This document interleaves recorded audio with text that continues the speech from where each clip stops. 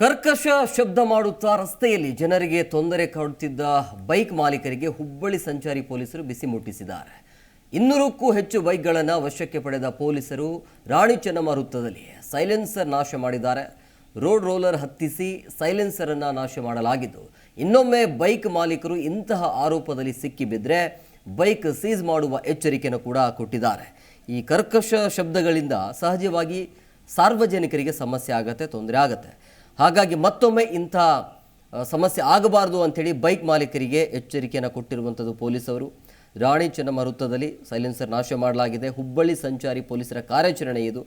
200ಕ್ಕೂ ಹೆಚ್ಚು ಅಧಿಕ ಬೈಕನ್ನು ವಶಕ್ಕೆ ಪಡೆದು ಕರ್ಕಶ ಶಬ್ದಗಳು ಸೈಲೆನ್ಸರ್ ಏನು ಇರುತ್ತಲ್ಲ ಅದನ್ನು ನಾಶ ಮಾಡಿದ್ದಾರೆ.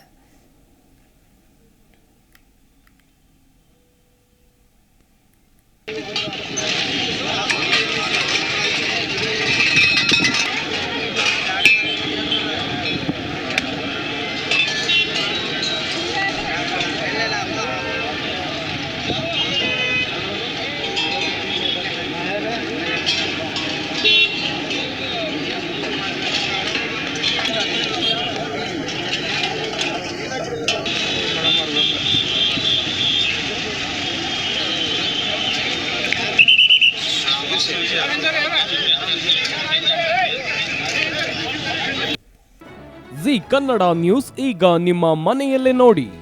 ಎಲ್ಲ ಕೇಬಲ್ಗಳಲ್ಲಿ ಈಗ ಲಭ್ಯ.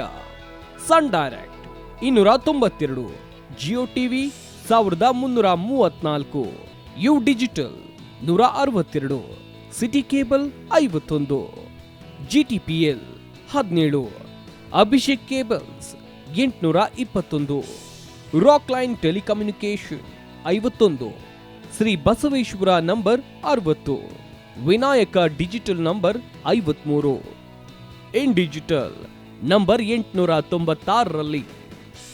ನಿಮ್ಮಿಸ್ತದ ಜಿ ಕನ್ನಡ ನ್ಯೂಸ್ ನೋಡಿ ಆನಂದಿಸಿ.